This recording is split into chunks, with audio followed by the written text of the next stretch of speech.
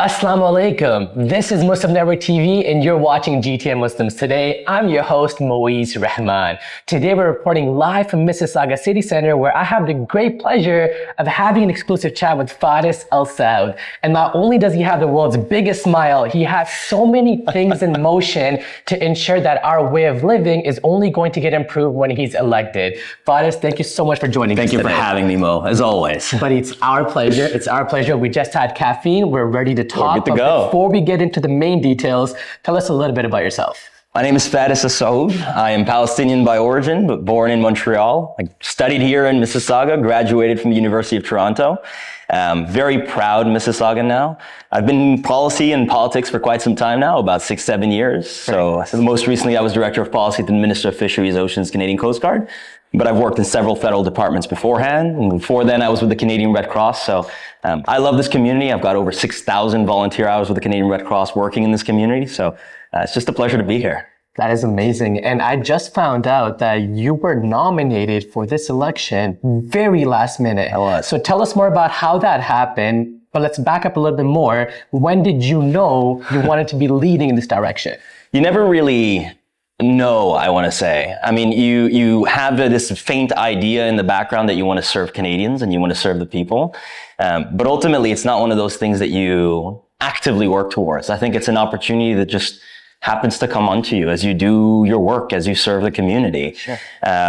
So last campaign in 2021, I was helping Omar. I was working on that campaign, and not at any point did I have the intention of, hey, 4 years down the line, I'm going to be in his shoes.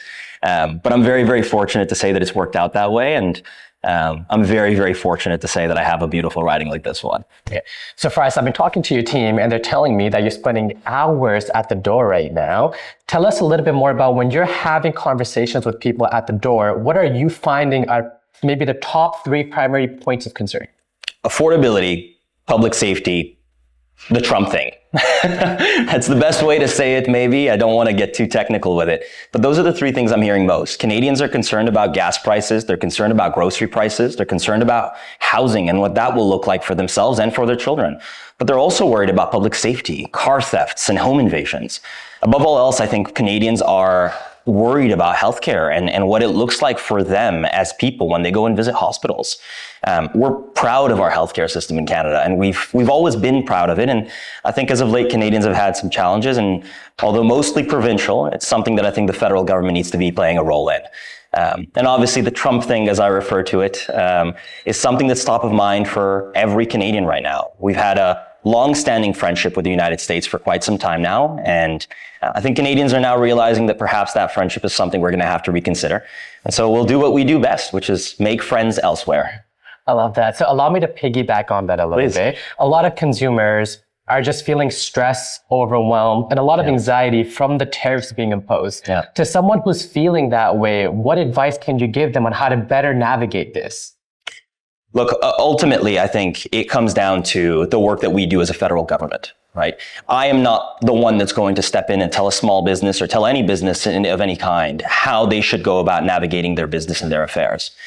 But it is our job as a federal government to ensure that we're creating the right environment for them to thrive in. And ultimately, I think Canadians right now who are feeling the threat of these tariffs need to know they've got a government that is stepping in, that is doing the work. It's about integrating our supply chains with other countries. Right now, we're looking at the United States and it feels as though businesses are cornered. They don't have an alternative. Our job is to create that alternative. And Mark is already doing that work. He's already traveling to Europe. He's already having those conversations, making it abundantly clear. Canada's good at making friends, and we will continue to make friends. Above all else, buy Canadian. Buy Canadian products, buy Canadian grocery products, shop Canadian, invest in Canada. That is, I think, maybe that the hindsight thing that's come out of this entire situation with the United States. People are proud of being Canadian again, and we should be. We have beautiful culture, and we're good at what we do. And we should continue to emphasize that reality day in, day out. Absolutely love that. So is it safe to say that you actually support the removal of U.S. goods from our Canadian shelves? I think it's extremely important to prioritize Canadian goods. I don't know if removing American goods is the right way of going about it. I think it should be abundantly clear that Canadian products should be taken precedent. That is prime shelf space. It is ensuring that if those tariffs are in place, that those prices are reflected in the products that are bought. Your average Canadian, I would argue, will gladly pay $4 for a Canadian product if it means not buying an American product. And ultimately, that's what we want to see in those grocery stores. We want to see Canadians having that incentive and that access to Canadian products. And if that means removing American products from certain prime locations, yes, I am supportive of that. I love the way you said it. So it's very easy to kind of understand and digest it, but also in a very friendly manner, like how we are as Canadians. Absolutely. Right? So Fares, I'm going to share some very common sentiments that I'm getting with the people that we're chatting with on the streets. Please. And then try your best to answer whatever you can to respond to that. Let's say 2-3 sentences. Gladly. Okay? There's a family of 4. Husband, wife, 2 kids, they feel that they will never be able to afford a home in GTA. And they would like to know if that's ever going to change. More specifically, are there any policies that might help that? I understand you. I promise 3 sentences. The first one is, I understand you. I'm also looking at the cost of homes. $1 million home, $600,000 apartment, 20% down payment at $120,000. I don't know anyone that can afford that right now. And so maybe my message, if there is going to be any message at all, it is the federal government is here to support you. We recently just announced that we'd be creating an entity that will be building double the number of houses that we initially thought we'd be building. That is yearly 500,000 new homes. That's important. That is the kind of work we want to see. It's the kind of work we did after World War II, and it's the kind of work we'll be doing now. Sorry, a little over 3 sentences there. But very powerful sentences. What would you say to someone who believes that Canada should become the 51st state? Absolutely not. Maybe that is the way that I answer that question, but I think Canadians now, more than ever before, are extremely proud of being Canadian. We have a lot of similarities with our friends down south. We do. But we have a lot of differences too. And I think you can see it in the way that we've gone about the situation. Always polite, but still very firm. What about a family that feels that after covering housing, after covering basic necessities, utilities, groceries, just living costs, there's nothing left to live off of? And that in itself is taking away the joy of being a Canadian. Yeah. And they're asking, will it ever get better? Yeah. I think that's a concern that I'm hearing very often at the doors, right? We have a lot of immigrant populations, a lot of people who have lived abroad and come back to Canada. And I hear it fairly often, this idea of, hey, I don't know that I get to enjoy much of life nowadays. I go from home to work and work to home, and then I repeat for the rest of it. And I think that's a very fair concern.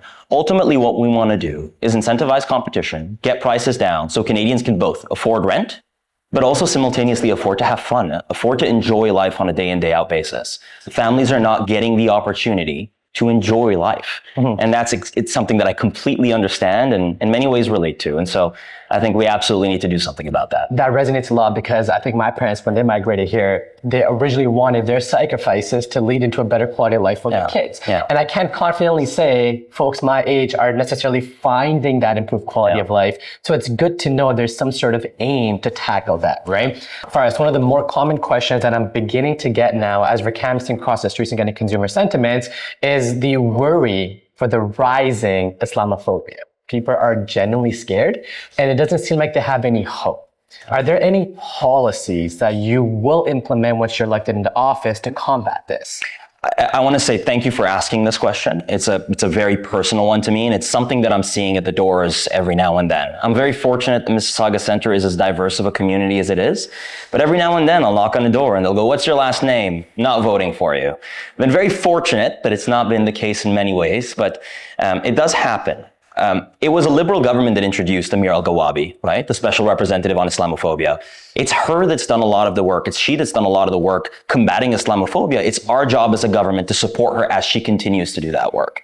But it goes beyond that. It goes beyond merely having the representative. It's empowering the representative to continue to do that work alongside us. Where are those areas that require strengthening? Is it areas of kind of on hate regulations, on hate language? Was it exactly? Is it hate speech in particular? We've seen incidents over the past few years in this country. We saw an incident just today, actually. And that's not acceptable. It's not the country that we all want. It's not the country that we all know Canada is to be. And so that's exactly what we need to be addressing. This reality of if things are getting worse for the Muslims, they're not going to be much better for anybody else. And so it's about creating and fostering an environment that works for everyone, and that includes Muslims. I want to double down on that one too. Please. Islamophobia is definitely one layer of genuine concern. Yes. But as a generality, people are also worried about the rising rate of crime. Yes. Can you share your thoughts on that? Yes, absolutely. I mentioned it earlier. It's the second concern I hear most often. It goes affordability, public safety, healthcare. Those are the three things I hear most often at doors. And I get it. I understand. People's cars are getting broken into. If it's not broken into, they're getting stolen in their entirety. It's home invasions, right? People don't feel like their homes are their homes after someone has broken into them anymore. And that's never okay. And that's why a couple of days ago, I was just with Mark Carney in Brampton, and we were able to announce over 2,000 additional CBSA and RCMP officers that are going to be on our borders, that are going to be making sure that we're regulating our borders and securing the areas that need to be secured. But it also goes beyond that on the car thefts and on the home invasions. It's making sure that there are stricter bail regulations and laws in place so that the people that are committing these offenses stay in jail if they should stay in jail. So far as some of the conversations that we're having on the doors right now, some families have made it very abundantly clear.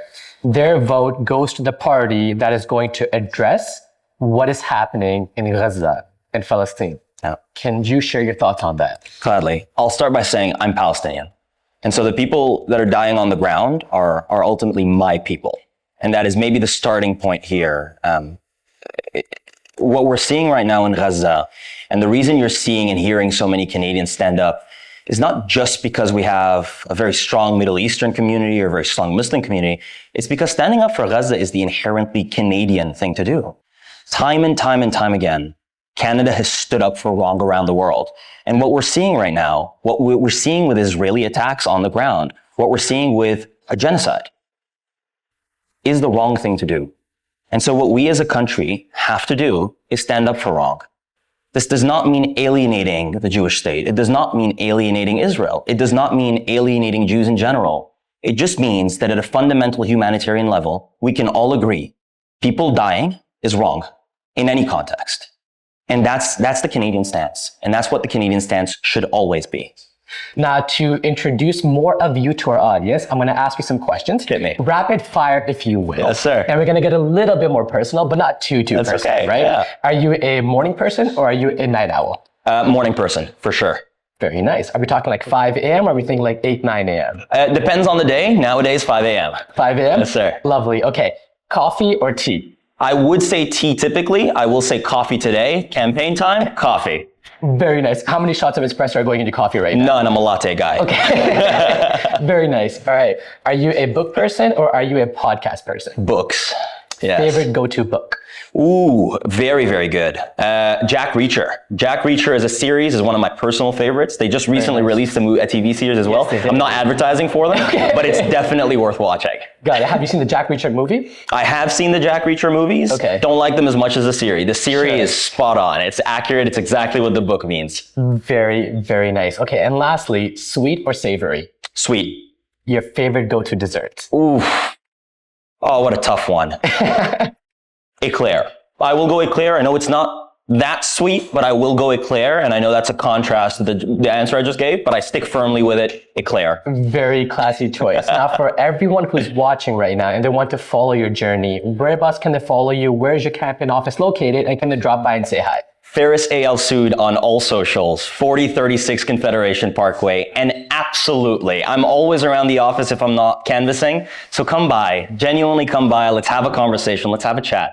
Fares, thank you so much for your time Thank today. you. It's been a pleasure. The pleasure's all mine. I love it. And to our lovely viewers, as always, thank you so much for watching. Now, we would love to hear your thoughts on this conversation. Let us know in the comments below. As always, like, share, and subscribe. And inshallah, we will see you in the next episode.